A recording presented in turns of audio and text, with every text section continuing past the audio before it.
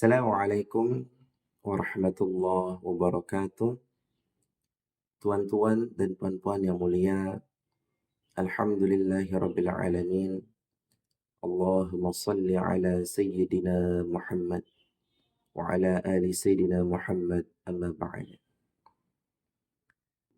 Tuan-tuan dan puan-puan yang mulia, kami mendapatkan komentar di Facebook. Komentarnya berisi, "Maaf Pak, saya orang awam. Zikirhu Allah itu apa ada dalilnya dari Al-Quran atau dari hadis?" Makasih Pak. Baik. Zikirhu Allah itu salah satu dalilnya adalah surat Al-Hasyr ayat 22, 23, dan 24. A'udzu billahi minasyaitonir rajim. Bismillahirrahmanirrahim. Huwallahu alladzi la ilaha illa huwa alimul ghaibi wasyahadah. Huwar rahmanur rahim.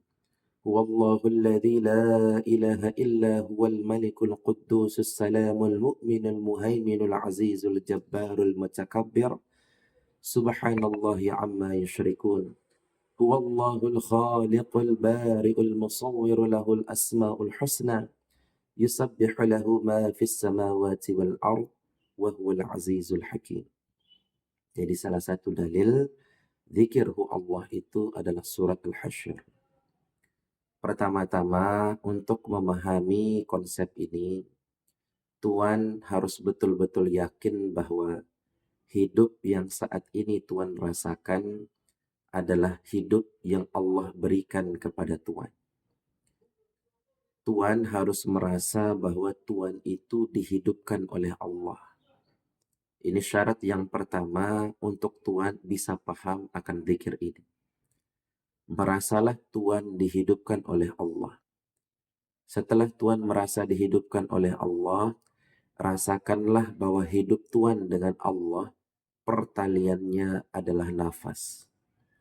Jadi nafas ini adalah rezeki daripada Allah Subhanahu wa Ta'ala untuk kita tetap hidup. Pertaliannya ada pada nafas Tuan. Nah, rezeki nafas ini yang datang daripada Allah Subhanahu wa Ta'ala itu langsung datang daripada Allah. Jadi hidup Tuan itu langsung bersandar kepada Allah Subhanahu wa Ta'ala tanpa perantara. Jadi Tuan itu dihidupkan oleh Allah, bukan dihidupkan oleh malaikat. Jadi hidup Tuan itu langsung bersandar kepada hidupnya Allah Subhanahu wa Ta'ala.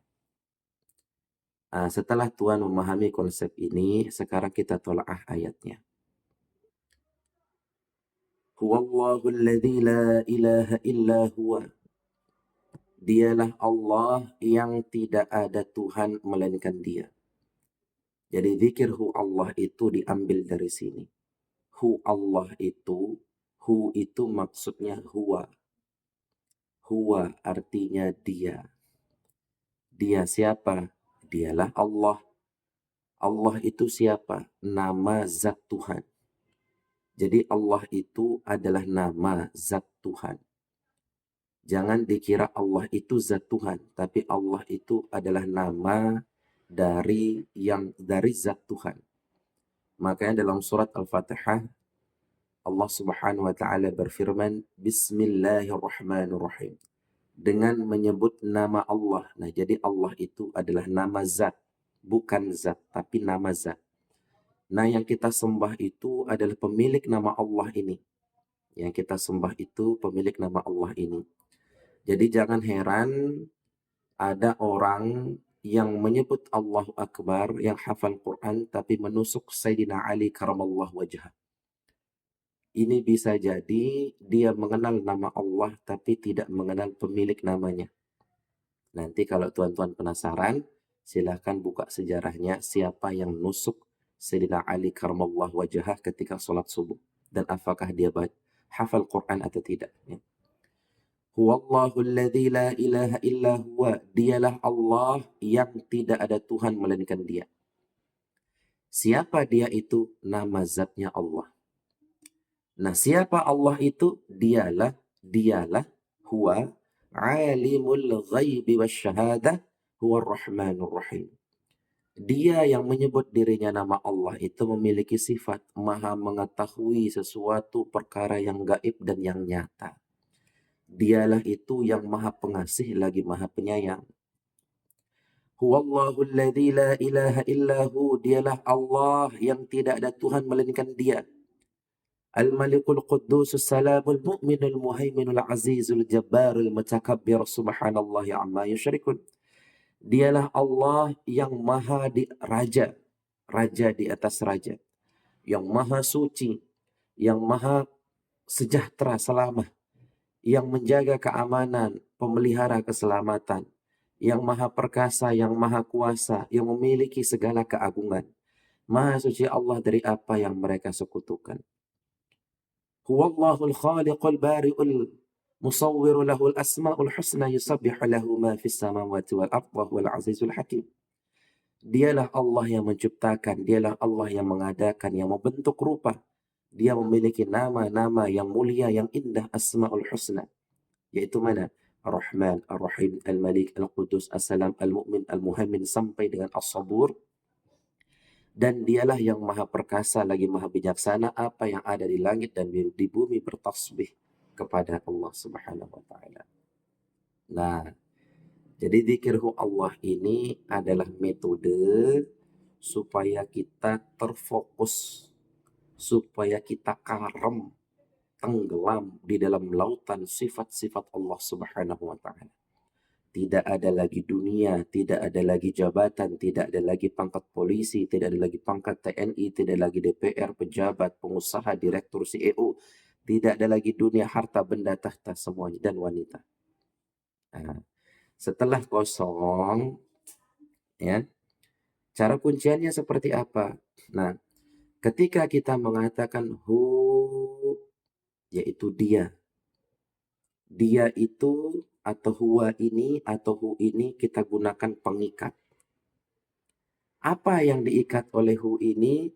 Ar-Rahman, Ar-Rahim, Al-Malik, Al-Quddus, As-Salam, Al-Mu'min, Al-Muhaimin, Al-Aziz, Al-Jabbar, sampai dengan As-Sabur. Asma'ul Husna itu kita ikat dengan huwa itu. Nah, jadi dialah yang maha pengasih, maha penyayang, dan segala-galanya, terus sampai yang maha sabar, ikat. Masuk. Masuk melalui nafas. Huwa. Maksudnya apa? Dia ini yang memiliki Ar-Rahman Ar-Rahim ini yang kita hidup langsung kepadanya. Pertalian kita nafas. Masuk hu. Rasakan sifat-sifat Allah semuanya nih. Ar-Rahman Ar-Rahim sampai As-Sabr itu rasakan masuk. Nah setelah masuk ke dalam, lalu dia menyebar. Masuk ke dalam, lalu dia menyebar ke seluruh tubuh. Apa yang menyebar itu? Oksigen yang membawa tasbih. Oksigen yang membawa tasbih ini menyebar ke seluruh tubuh. Lalu nafas yang sudah dihirup tadi keluar lagi. Tersimpul dia menjadi Allah. Jadi makna huwa tadi yang Ar-Rahman, Ar-Rahim, Al-Malik sampai As-Sabur itu tersimpul menjadi Allah. Apa makna Allah itu? Ya Allah itu ya Ar-Rahman, Ar-Rahim, Al-Malik, Al-Quddus, As-Salam sampai As-Sabur itu. Yang wujud, qidam, baqa, mukhalafatul hawadis, qiyamu ta'ala binafsi, wahadani, qudrat, iradat, ilmul hayat, sama basar kalam itu. Allah. Nah, jadi sebutan Allah yang keluar dari nafas, yang dari mulut ini berbeda dengan orang yang menyebut Allahu Akbar, tapi bakar ban di jalan ketika demo. Allahu Akbar, ngebom masjid, ngebom gereja. Allahu Akbar, tusuk Sayyidina Ali. Allahu Akbar, bunuh Sayyidina Uthman. Nah, jadi begitu. Inilah yang membedakan Allah yang mengerti, yang memahami pemilik nama Allah dengan orang yang menyebut Allah tapi kosong.